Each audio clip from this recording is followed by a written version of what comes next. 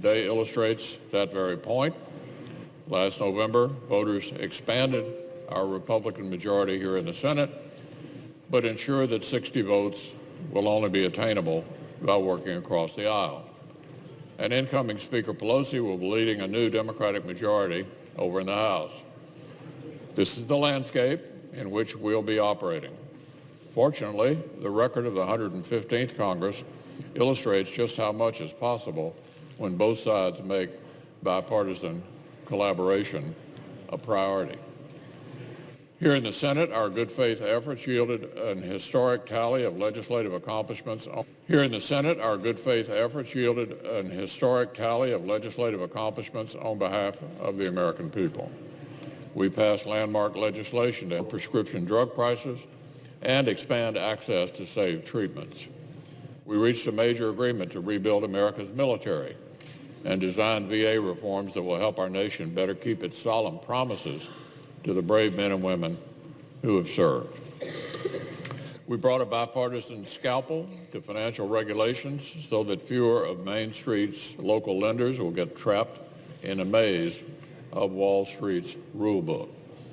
We reasserted a commitment to regular order appropriations. We laid the groundwork for rebuilding American infrastructure.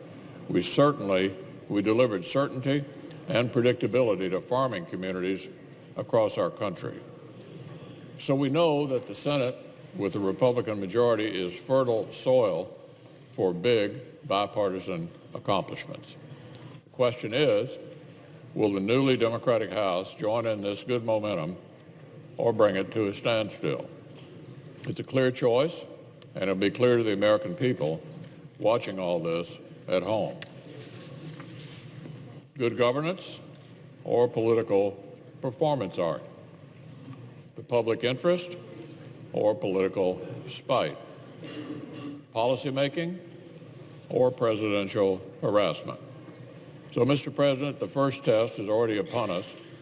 Just yesterday, I was glad to join House and Senate leaders of both parties in a meeting with President Trump at the White House to discuss border security and outstanding appropriations.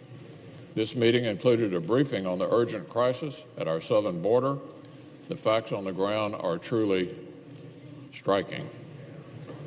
As the Border Patrol chief testified before the Judiciary Committee a few weeks ago, the Border Patrol apprehended more than 800 gang members just last year, a 50% increase over the previous year.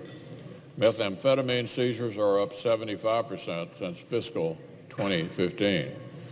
Importantly, we also know that in each of our 4 CBP sectors where physical barriers have been improved or expanded, illegal traffic has dropped by at least, now listen to this, 90%. In areas where there are physical barriers, illegal traffic has dropped by 90%. These are the facts on which the entire conversation must turn. And yet, as yesterday marked the 12th day of this ongoing partial government shutdown, our Democratic colleagues seem less concerned with these facts than with their unreasonable political standoff with President Trump. So for the benefit of all involved, let me restate the terms of engagement. In other words, where we are. We need a bicameral, bipartisan, compromise solution. We need an arrangement that can check these 3 boxes. Pass the House, achieve the support of at least 60 senators, and get a presidential signature. This is not complicated. That's how you make a law. The legislation that House Democrats reportedly plan to vote on later today is, in my view, not a serious attempt to check all 3 of those boxes. In fact, it ignores the bipartisan conference negotiations and progress made on these spending bills over the last month. So I would call it political theater, not productive lawmaking. So I've made it clear on several occasions, and let me say it again, the Senate will not take up any proposal that does not have a real chance of passing this chamber and getting a presidential signature. So let's not waste the time. Let's not get off on the wrong foot with House Democrats using their platform to produce political statements rather than serious solutions. Let's pick up where we left off and dedicate this 116th Congress to the spirit of bipartisan collaboration to create more victories for the American people.